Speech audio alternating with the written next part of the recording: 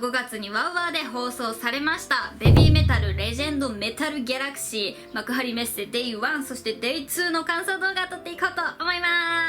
す。もう T シャツも着てラバーバンも着て準備バッチリです。とは言いましても今回はちょっと曲をピックアップしてちょっとお話ししていこうかなって思います。というのもですね、今回このワウワウで放送された、レジェンドメタルギャラクシーって全曲披露されたわけではないんですよね。1日目と2日目合わせてちょっと披露されてない曲が何曲かあるので、せっかくね全曲語っていくのであればこのねレジェンドメタルギャラクシーのデロが発売された時にねもう1から10まで、振り返っていきたいなと思ったので、今回はちょっと曲をピックアップしてお話ししたいと思います。じゃあね、まずは早速幕張メッセ Day1 はいこちら話していこうと思います。じゃあまずはちょっとパッとセトリの方をね振り返りたいと思います。1曲目フューチャーメタル、2曲目ダダダンス、3曲目エレベーターガール、4曲目シャンティシャンティシャンティ、5曲目おまじないで、6曲目ヤバ、7曲目ブランニューデイ、8曲目ギミチョコ、9曲目メギツネ、10曲目ナイナイバン、11曲目ザ・ワン、12曲目ロード・オブ・レジスタンス、このようなセトリになっておりました。でワウワウでは4曲目のシャンティシャンティシャンティと8曲目のギミチョコが放送されませんでした。じゃあね、まずこの1日目は初お披露目された曲がちょっと何曲かありますので、そちらの方を振り返っていきたいと思います。それでは初お披露目の曲1曲目おまじない。はい、この曲は紙芝居から始まりまして、ちょっと簡単に紙芝居の内容をまとめてみたんですけど、大人には見えないとっておきの島がある。しかし大人が踏み入れるとないものねだりの魔法をかけられてしまうから決して立ち入ってはいけない場所であった。つい踏み入れてしまった鋼鉄の戦士はシャカリキモッシュッシュを踊り始めてしまう。まあこういうねなんとも楽しそうな紙芝居が始まったわけですよ。でそしてその紙芝居が終わったらおまじないが始まりました。もうこの曲聴けて本当になんか一番嬉しかった。というのも3枚目のアルバムメタルギャラクシーの中で異彩を放った、この曲もう最初聴いた時はねなんじゃこれっていう感じで、もうある意味ねもう頭から離れない楽曲になったんですけれども、当時ね会場にいた時はどういうパフォーマンスをしてくれるのかなってもうすごくドキドキしてたのを思い出しました。そしてイントロの「ナイナナナイナイナイナイナイナナナイナイナイナナナイナイナイ」が始まったと同時にスクリーンいっぱいに広がるヨアキムさん。あれはねものすごくねそのメイトさんの間でもめちゃくちゃ話題になりましたし、当時会場にいた私もうスクリーンいっぱいにバーって広がるヨアキムさんを見てさすがにあれは笑っちゃいました。いやあれはねずるいよ。当時一体ねどんなパフォーマンス見せてくれるんだろうワクワクっていう感じだったのに、画面にいっぱい広がるヨアキムさん見て笑わざるを得ないし、もうずーっ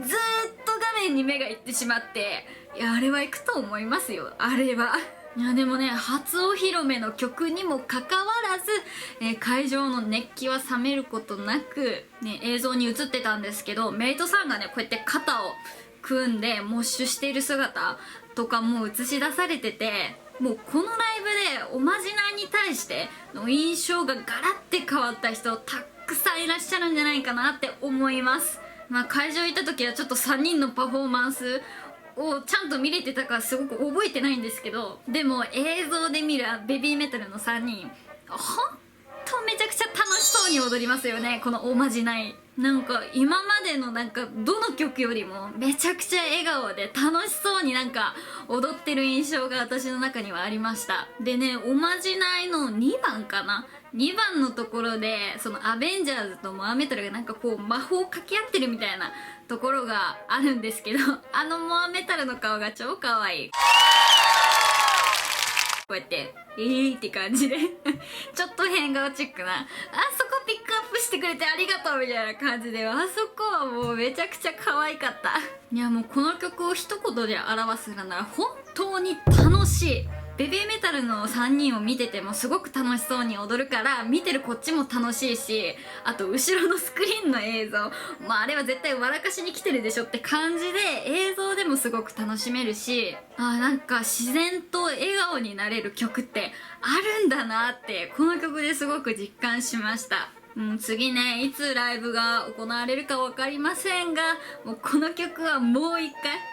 回聴きたい曲です。続きまして初お披露目の曲、2曲目、ブランニューデイ。もうこちらの曲は涙、最初から最後まで涙。当時ちゃんとパフォーマンスを見ていたのかすら覚えてない。でもなんか私の記憶力がなんかものすごく不安になってくるよね、こんだけ忘れとったら。これメイトさんあるあるかな。というわけで、ほとんど、感動したとしか覚えていないまま、映像を見てたわけなんですけれども、曲が始まる前にスクリーンにね、広大な土地な太陽、そして星空がなんか交互に映し出されていって、イントロが始まったと同時にベビーメタルの3人が姿を現すっていう、感じな演出だったんですけれども、なんかこの曲に関してはなんか今までの曲の映像の作りと違うなってすごく感じたんですよね。今までの曲はダンスパフォーマンスを見せるのはもちろん、スー様モアメタルの表情が見えるように顔のアップの映像を取り込んでると思うんですよね。なんですけれども、このブランニューデイの映像に関してはその表情が見えるような描写が本当になんか少なかったんですよね。このブランニューデイに関してはなんか遠くからの描写がすごく多くって、でさらになんか顔にライトが当たらないようになってて、もうなんか3人のシルエットしか見えないんですよね。じゃけどそれがなんか逆にいいと言いますか、そのシルエットしか見えないことによってベビメタのね、しなやかかつ力強いダンスが映えるステージになってるなって思いましたね。ベビメタ可愛さだけじゃないぞっていうのがね、もうこのブランニューデイを見て分かっていただけるかなって思います。そして初お披露目の曲、3曲目、ナイナイバーン。もうこの曲も興奮しすぎて覚えたら、いやちゃんとパフォーマンス見てたはずなんだけどね、いやそれとも見えなかったのか、いや見てたはずなんだけどね、本当に何も覚えてない。私大丈夫？この曲はなんかフラメンコと言いますか、サンバテイストななんかダンスが特徴的な曲ですね。なんかこの曲は女性らしさが出る振り付けがなんかたくさん盛り込まれてる曲だなって思いました。そんなね女性らしさの振りがある中のサビの振り超かわいい。何あのギャップなんかベビメタマジックと言いますか、なんかさっきまでかっこいい振りだったり特徴的な振り踊ってたのにいきなり可愛くなるのみたいな、なんて言うんだろうね。とりあえずね可愛いの振りがって言ってもすごくシンプルで、ないないばーないないばーすごく簡単な振りだから、なんか覚えたらね、ほんとみんなで一緒にできる振りになってるなって思いました。この曲も今後絶対やりますよね。いやーやってほしいな。サビ一緒に踊りたいもん踊りたいもん。というわけで今後のライブに期待しております。はい、というわけで1日目に、初お披露目された3曲でございました。はい、もう皆さんが気になりすぎていたベビーメタ5人のロード・オブ・レジスタンス。いやーあれのって言っちゃいけんけど破壊力半端ないよ。もう会場にいた時のあの衝撃、もう本当にあれは忘れれない衝撃ですね。まずはねスクリーンにロード・オブ・レジスタンスっていう文字がね書き出されてたんですよね。でその後紙芝居が始まって、ちょっとこれも簡潔にまとめたんですけれども、みんなは一人のために、一人はみんなのために、一つになるために、史上最大の鋼鉄の合戦が今始まるって言って、そうやってね紙芝居が終わりまして、モッシュの準備を、し始めるメイトさんの姿が映し出されて、でそしてイントロとともにベビーメタルがパーンって映し出された時に5人だよいやー破壊力半端ないでしょ。びっくりだよ。しかも最初ってさ、みんなベビーメタルの旗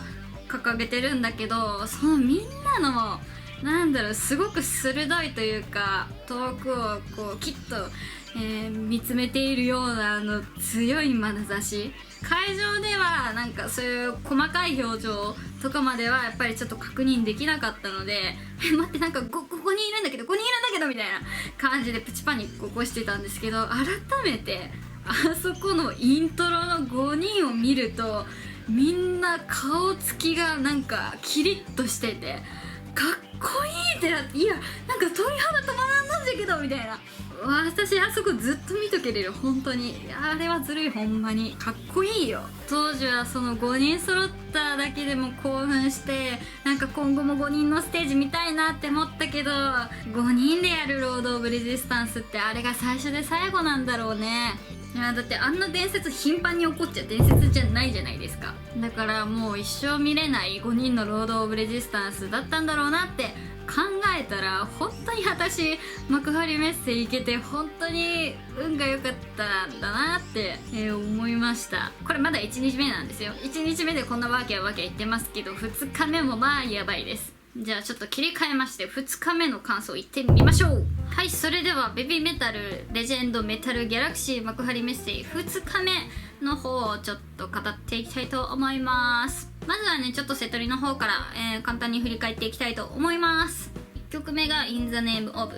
2曲目が Distortion、 3曲目がパパヤ、4曲目が空手、5曲目が神バンドのソロからのかげろうで、6曲目が BMC、 7曲目がシンコペーションで、8曲目がヘドバンギャー、9曲目がスターライト、10曲目がシャイン、11曲目がアルカディア、12曲目がいじめダメ絶対という感じになっておりました。いやーね、もう2日目はもう、何から話してこうというのはですね、この幕張メッセ2日目のワウワウ放送、皆さんめちゃくちゃ期待してたのが、BMC、 そして最後のいじめダメ絶対、この2曲をすっごく期待してたと思うんですけれども、私もねすごく期待してたんですけれども、まさかの BMC を放送しなかったの。なんで？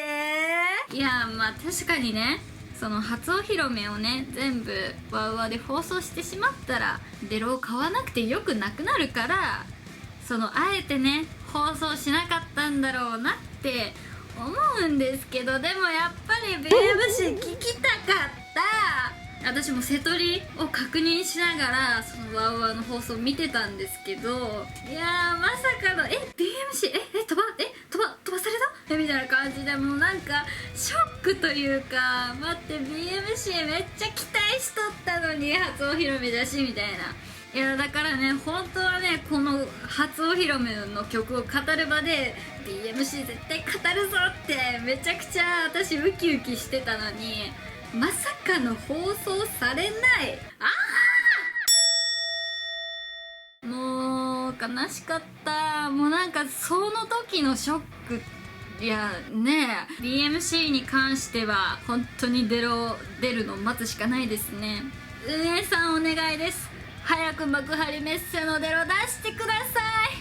い。みんなが BMC 待ってる。はい、というわけでちょっと BMC が、放送されなかったちょっと不満をここでペッて、吐き出してしまったんですけれども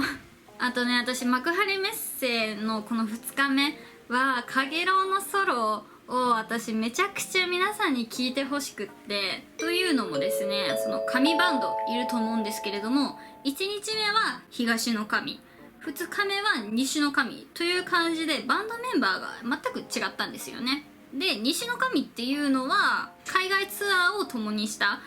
神バンドでございまして、いわゆる海外メンバーなんですよね。だからなんかバンドサウンド自体も1日目と2日目じゃ本当になんか断然違うくって、2日目の西の神の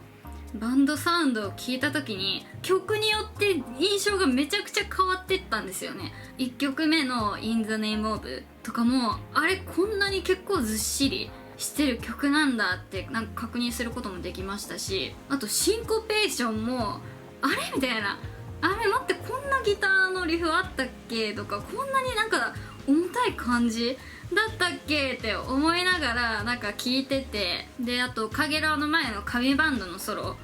はもう会場でもう聞いてて思ったんですけど、全然東の神とのソロの感じがなんか全く違うっていうのはもう会場でも私すごく感じ取ってて、東と西でこんなにも違いが出るんだっていうので、なんかそこバンドサウンドの面でもなんか1日目と2日目全然違って新しい発見もあったしみたいな感じですごく楽しめました。というかさ、冷静に考えてさ、西の神海外メンバーのバンドサウンド聴けるのって普通にすごくない？っていうのも西の神のバンドサウンドって海外のツアーに行かなきゃ聴けないバンドサウンドなわけですよ。その西の神がわざわざ日本にやってきて2日目の楽曲を演奏するっていう普通にレアだと思う私。私自身もその海外の方のバンドのサウンドを聴くことってなかったから、もう今本当に冷静によくよく考えたらマジでレアじゃんと思って、ここでもね改めてほんまに伝説的なライブに本当に参戦したんだな私って、思いましたね。いやなんか今すごくなんか実感してる。なんか本当にすごいライブ行ったんだなっていう。いやー、2日目はダークフォースということで、いつも可愛らしく楽しいベビーメタルっていう感じじゃなくって、もうキリッとね鋭い目線をしたかっこいいベビーメタルをたくさん見れたわけですが、最後にねとんでもない爆弾をベビーメタルは仕掛けていきましたね。いじめダメ絶対。いやここでいじめダメ絶対来たら泣くじゃんもう泣いた人たくさんいると思うよ。私も会場でいっぱい泣いた。一生私聞けないもんだと思ってたんですよライブで。私会場行った当時はまたロード・オブ・レジスタンス来るんだろうなって思ってたんですよね。だって1日目5人でのロード・オブ・レジスタンスでめちゃくちゃ豪華なことやって、最後はまた同じなのかなって思ってて、私はロード・オブ・レジスタンスを待ってたんですよ。でそしたら紙芝居が始まって、そしたらいじめダメ絶対のナレーションですよ。画面にはねフライング V のギターが立てられてて、もう紙芝居のね内容なんて私頭に入ってこなかった当時。待って、あの曲が聴けるの？本当に聴けるの？早くみたいな感じで、もう早く聴きた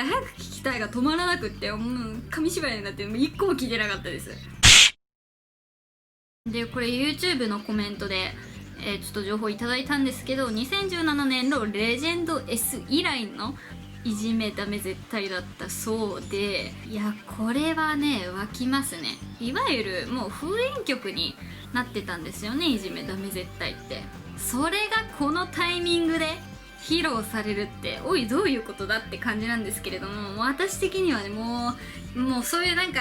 複雑なことを考えずにもうとにかく聴けてよかった。いや今までねいろんな映像でゆいちゃん合わせた3人の可愛いいじめダメ絶対を見てきたわけですよ。それがよスー様もモアメタルも立派な大人になり、かつアベンジャーズが3人揃って5人のステージ。いやーもうなんか全く印象違いましたね。いや曲は変わってないんだよ、曲は変わってないんだけど、見た目が大人っぽくなった、かつ5人の破壊力ってなったらもういやこれを超えるいじめダメ絶対あるのかって思いましたね。ちょっとこの5人のいじめダメ絶対を超えるいじめダメ絶対があるのであればちょっと教えてほしいです。私的にはねもうこの幕張メッセでのいじめダメ絶対が1位です。ということで、幕張メッセ2日目、語ってったんですけれども、もうとにかく初お披露目の BMC が聞きたかった。もうそれに尽きる。だって本当はここで話そうと思ってたもん。初お披露目の曲だからさ、もう話したいことだってあったのにさ。デロがね出る情報はまだまだ出ておりませんが、とにかく運営さん早く予約をさしてください。お願いします。多少値段が高かろうと私は買います。じゃあね、この幕張のデロが発売されて私の手元に届きましたら、また皆さん全曲一緒に語っていきましょう。それでは本日もご視聴いただきありがとうございました。チャンネル登録ぜひぜひよろしくお願いいたします。そして Twitter、Instagram もやっておりますので、下のねリンクからフォローよろしくお願いいたします。それではまた次回の動画でお会いしましょう。See you!